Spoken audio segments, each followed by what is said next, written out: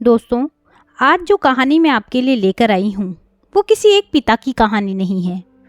वो उस हर एक बुजुर्ग की कहानी है जो वृद्धा आश्रम में अपना जीवन बिता रहे हैं। तो चलिए कहानी शुरू करते हैं।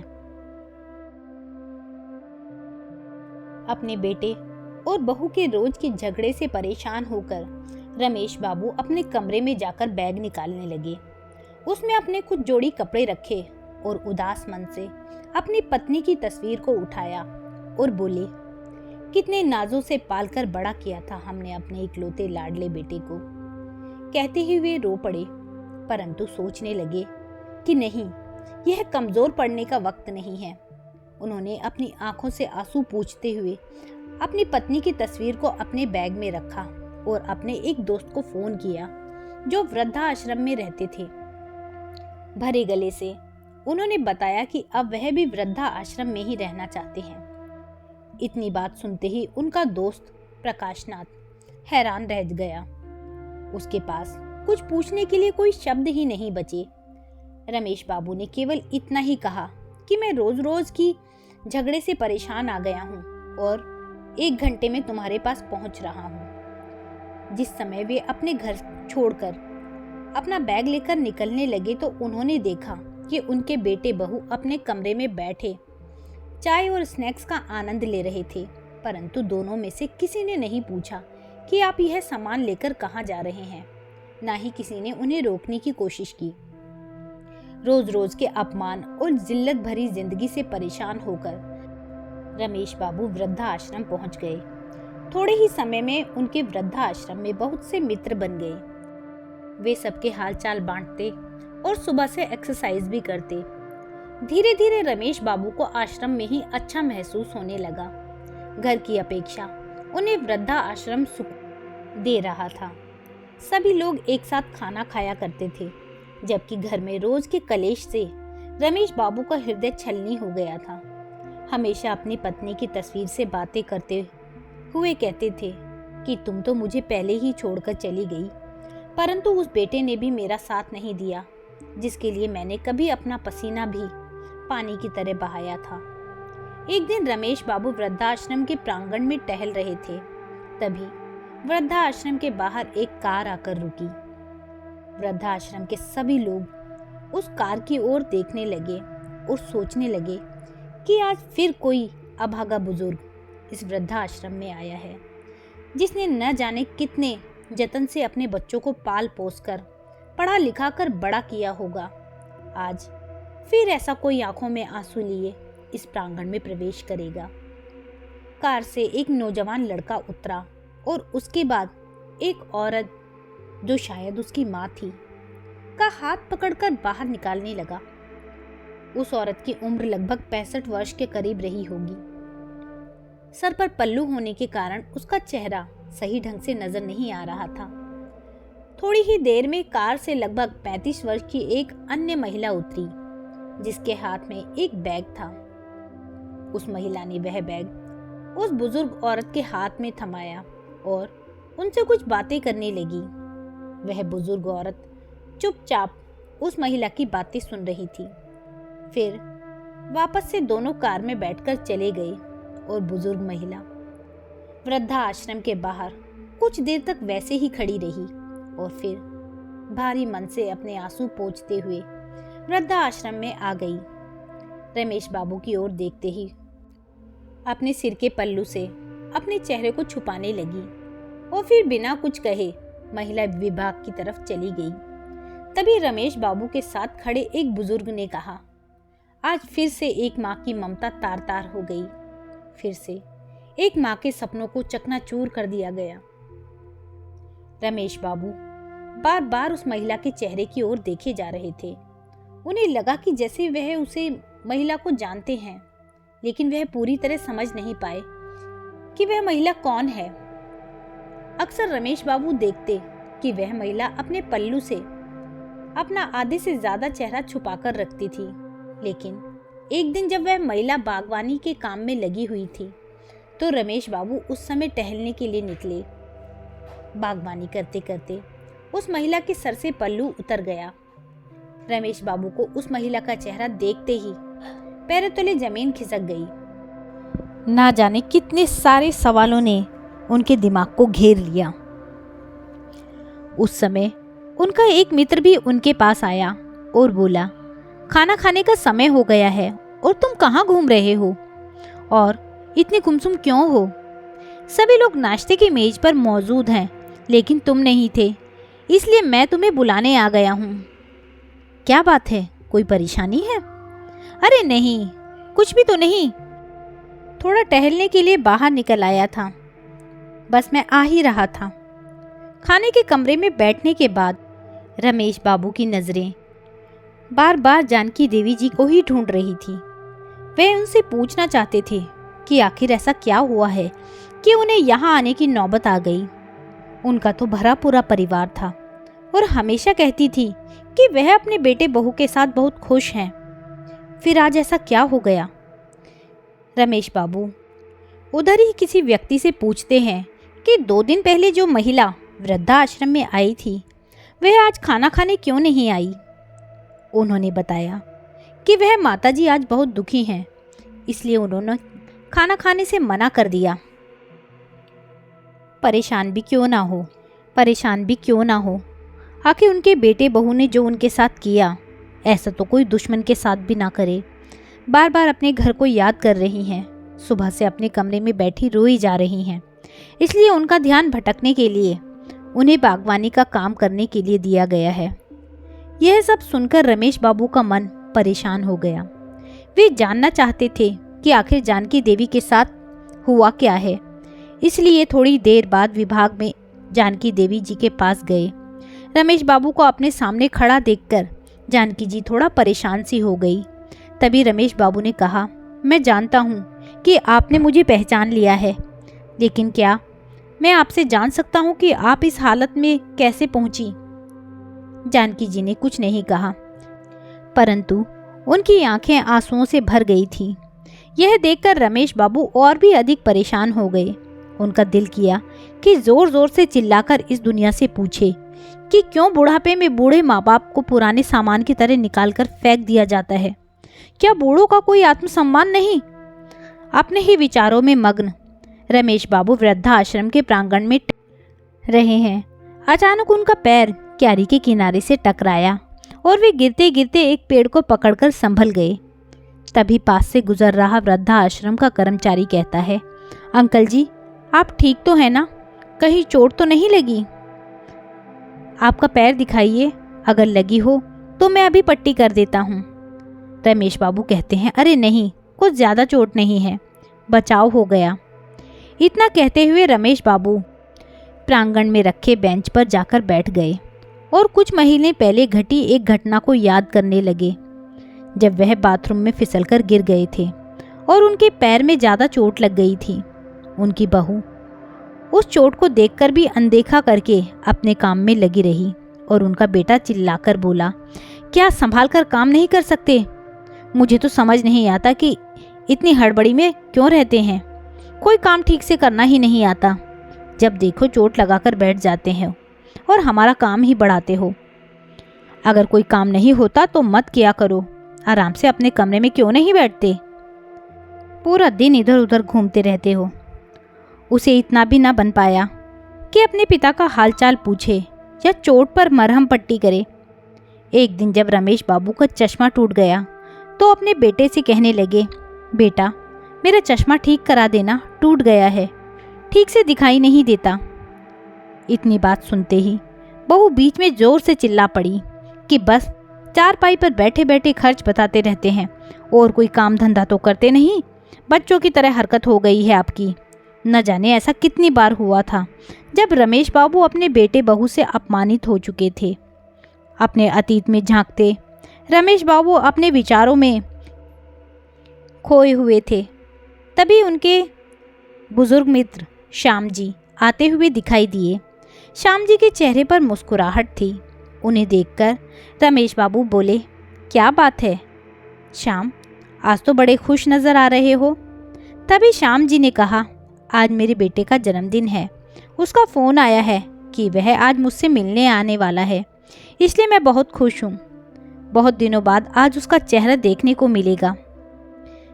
राधेश्याम की बात सुनकर रमेश बाबू कुछ परेशान हुए और अपने मित्र को बोले, जिस बेटे ने तुम्हारी ये हालत कर दी, तुम्हें वृद्धा आश्रम में छोड़कर चला गया, साल में केवल कुछ देर के लिए तुमसे मिलने आएगा, तुम उस बेटे के लिए खुश हो रहे हो।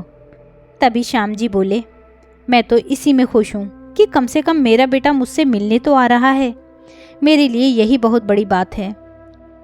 लेकिन रमेश जी उनसे नाराज़ होकर उनकी बातों को बिना सुने अपने कमरे में जाकर बैठ गए और सोचने लगे कि यह किस्सा केवल मेरे साथ या जानकी जी के साथ ही नहीं है। वृद्धा आश्रम में रहने वाला हर एक बुजुर्ग की कोई ना कोई कहानी है और सभी की ज़िंदगी में वृद्धा आश्रम में रहने के पीछे कोई ना कोई वजह ज़रूर होती है। बिना वजह के कोई भी अपनी मर्जी से वृद्धा आश्रम नहीं आता। जब तक कि व्यक्ति पूरी तरह से अंदर से टूट नहीं जाता, तब तक वह यहाँ आने के लिए मजबूर नहीं होता। लेकिन देखो, सभी बूढ़े लोग अपनी यादों को भूलकर अपनी ज़िंदगी को यहाँ बिताने को मजबूर हैं। कुछ लोग समय के हिसाब से स्वयं को ढाल लेते हैं और खुश रहने की कोशिश करते हैं, जबकि कुछ लोग मेरे जैसे हैं जो हमेशा ही अपने बच्चों को, अपने बेटे बहू को और अपने पोते पोती को याद करके आंखों में आंसू बहाते रहते हैं। बार बार अपने घर परिवार को याद करते हैं। मन में अपने घर के लिए लगाव भी है, लेकिन इस घर में रहने वाले बेटे बहू के लिए के दिए हुए घाव उन्हें हमेशा याद रहेंगे। रमेश जी को कविता लिखने का बहुत शौक था, इसलिए अपना दिल बहलाने के लिए भी वह कुछ देर के लिए कविता लिखने बैठ जाया करते थे। एक दिन जब वह एक कागज़ पर अपने विचारों को अंकित कर रहे थे, अर्थात कविता का रूप दे रहे थे, तो उस एक पल अपने हालात बयां करते हुए उन आंखें आंसुओं से सराबोर हो गई। इस समय वृद्धा आश्रम का संचालक उनके पास आया तो रमेश बाबू इस समय ठिठक कर बैठ गए और कागज़ को मोड़कर अपनी जेब में रख लिया और अपने आंसू पोंछते हुए बोले, जी बोलिए, क्या काम है? रमेश जी, आपका बेटा और बहू आपसे मिलने आए हैं, साथ में आपका पोता भी है। यह बात सुनकर रमेश जी हैरान हो गए। वह साथ में उनके चेहरे पर नफरत के भाव भी आ गए। सोचने लगे कि आज मेरे बेटे को मेरी याद कैसे आ गई। जब ऑफिस में गए तो उस समय उनका 5 वर्ष का पोता रिंकू उन्हें देखते ही दादू दादू बोलते हुए झट से उनकी ओर दौड़ा और उनकी टांगों से चिपक गया। रमेश बाबू की आंखों से आंसू छलक पड़े। अब तक वे अपने मन को मारकर वृद्धा आश्रम में जैसे तैसे जी रहे थे, लेकिन अपने पोते को देखते ही उनका दिल कमज़ोर पड़ने लगा। परंतु फिर अचानक दिमाग में विचार आया कि यह वक्त मजबूती से अपने निर्णय पर टिके रहने का है। ऐसा सोचते हुए गुस्से से अपने बेटे को देखते हुए बोले, तुम यहाँ क्या करने आए हो? चले जाओ यहाँ से। मुझे किसी से मिलने की कोई ज़रूरत नहीं है। मैं यहाँ बहुत खुश हूँ और अपनी ज़िंदगी बड़े आराम से काट रहा हूँ। कम से कम यहाँ मेरे साथ हंसने बोलने वाला तो कोई है। पिताजी, दरअसल बात यह है कि आज रिंकू का जन्मदिन है और हमने घर में पार्टी रखी है। रिंकू की ख्वाहिश है कि आप भी उसके जन्मदिन पर उपस्थित रहें। यदि आप आएंगे तो आपके पोते को भी अच्छा लगेगा। तभी रमेश बाबू बोले, देखो, मैं वह घर छोड़ चुका हूँ और मैं वहाँ दोबारा नहीं जाना चाहता। फौरन इस समय उनका बेटा बोला, पिताजी, आप घर चलिए, वहाँ आपके मित्र भी पार्टी में आ रहे हैं। मैंने उन्हें भी बुलाया है। सभी आस पड़ोस वाले और रिश्तेदार भी आएंगे। सब लोग आएंगे, आपके बारे में पूछेंगे तो हम क्या कहेंगे? तभी रमेश बाबू बोले, अच्छा, तो आज मुझे अपने बेटे के जन्मदिन के लिए बुलाने नहीं, बल्कि अपनी इज्जत बचाने के लिए तुम बुलाने आए हो। सभी रिश्तेदार आएंगे तो पूछेंगे, तुम्हारे पिता कहाँ हैं? तो तुम क्या जवाब दोगे? इसलिए तुम मुझे बुलाने आए हो। अभी के अभी चले जाओ यहाँ से। मैं कभी नहीं जाने वाला। तुम लोग कितने स्वार्थी हो गए हो। ज़रूरत पड़ी तो बुलाने आ गए, वरना इतने महीनों से मैं यहाँ वृद्धा आश्रम में हूँ, एक बार भी खबर लेने नहीं आए कि मैं जी रहा हूँ या मर गया हूँ। इतना भी नहीं हुआ कि फ़ोन करके मेरा हालचाल पूछ लें। तुम लोगों ने इतना तक नहीं पूछा कि घर छोड़कर वृद्धा आश्रम चले क्यों गए। आज ज़रूरत पड़ी तो हाथ जोड़कर मुझे लेने आ गए हो। नहीं, अब से यही मेरा घर है मैं कहीं नहीं जाऊंगा अपने घर को छोड़कर। ऐसा कहते हुए रमेश बाबू अपने कमरे की ओर चले जाने लगे। तभी बेटा और बहू दोनों ने आपस में प्लान बनाया कि पिताजी ऐसे नहीं मानेंगे, कुछ तो करना पड़ेगा, तभी हम इन्हें अपने घर लेकर जा सकेंगे और रिश्तेदारों के ताने सुनने से बच सकेंगे। इसलिए दोनों रोनी सूरत लेकर रमेश बाबू के पास गए और गिड़गिड़ाते हुए कहने लगे, पिताजी हमें माफ़ कर दो, आपके पोते का जन्मदिन है, क्या आपको अपने पोते की खुशियों में शामिल होने का भी मन नहीं कर रहा? इतनी बात सुनकर रमेश बाबू का दिल पिघलने लगा। तभी रिंकू बोला, चलो ना दादू, बड़ी मस्ती करेंगे। आप अपने पोते की बात सुनकर रमेश बाबू खुद को रोक नहीं पा रहे थे, परंतु दोनों बेटा बहू की करतूत की वजह से वह घर नहीं जाना चाहते थे। लेकिन रिंकू ने कहा तो वे घर जाने के लिए तैयार हो गए। फिर बोले, लेकिन मेरी एक शर्त है, मैं घर पर चलूँगा और जैसे ही रिंकू का जन्मदिन हो जाएगा उसके बाद मुझे वृद्धाश्रम वापस लौटना है और तुम लोग मुझे वृद्धाश्रम छोड़ने आओगे। बेटा बहू यह बात के लिए तैयार हो जाते हैं। रिंकू का जन्मदिन बड़ी धूमधाम से मनाया जाता है। सभी रिश्तेदार और आसपास के लोग बहुत अच्छे से मिलते जुलते हैं। रमेश बाबू के पुराने मित्र भी उन्हें बहुत दिनों बाद मिले, परंतु रमेश बाबू ने किसी से कुछ भी नहीं कहा और हंसते मुस्कुराते हुए पूरी पार्टी का आनंद उठाया। परंतु उनके मन में कुछ विचार चल रहे थे। वे सोच रहे थे कि कल अपने बेटे बहू को जो सरप्राइज मैं देने वाला हूँ उसकी तो उन्होंने कभी कल्पना भी नहीं की होगी। जब पार्टी खत्म हुई तो बहुत रात हो चुकी थी। उस समय रमेश बाबूजी घर पर ही रुक गए। जब अपने कमरे में सोने के लिए गए तो अपनी पत्नी सुधा की यादों में खो गए। आप भी ना, 2 रोटी में क्या पेट भरता है, 1 रोटी तो और ले लीजिए, अभी गरम गरम सेक रही हूँ, 1 रोटी और मेरे कहने पर खा लीजिए। आप खाते हैं तो मेरे तन को लगता है। अरे नहीं सुधा, मेरा पेट पूरा भर चुका है और कितना खिलाओगी? अपनी पत्नी को याद करते करते रमेश बाबू सोचने लगते हैं कि तुम थी तो मुझे 1 गिलास पानी भी खुद उठाने नहीं देती थी, और आज तुम्हारी बहू है जिसने मुझे 1-1 रोटी के लिए तरसा दिया है। छोटे से छोटा काम भी मुझ पर डाल देती है। सब्जी लाने से लेकर घर की साफ सफाई तक का सारा काम मुझसे करवाती थी। मुझे यह काम करने में भी कोई हर्ज नहीं था, परंतु सब करने के बाद भी अगर घर में इज्जत ना मिले तो ऐसी ज़िंदगी किस काम की। अपनी पत्नी की यादों में गुम पता नहीं कब उनकी आंख लग गई। सुबह सुबह जब सोकर उठे तो देखा बेटा बहू दोनों तैयार खड़े थे। जैसे ही वह बाहर आए तो बहू रेखा बोली, चलिए पिताजी तैयार हो जाइए, आपको वापस वृद्धाश्रम छोड़ आते हैं। ऐसा कहते हुए रेखा के मन में विचार चल रहे हैं कि कहीं पिताजी हमेशा के लिए यहीं रुकने का ही मन न बना लें।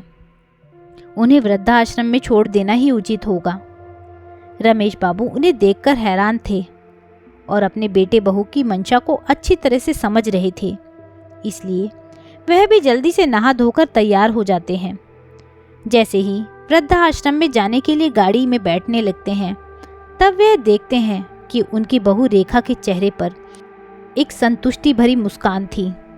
मन ही मन सोचने लगे कि चलो बेटा, आज तुम्हें जो सरप्राइज दूंगा उसके बाद से तो तुम वृद्धाश्रम का नाम लेना भी भूल जाओगे। रमेश बाबू ऐसा सोचते हुए कार में बैठ जाते हैं।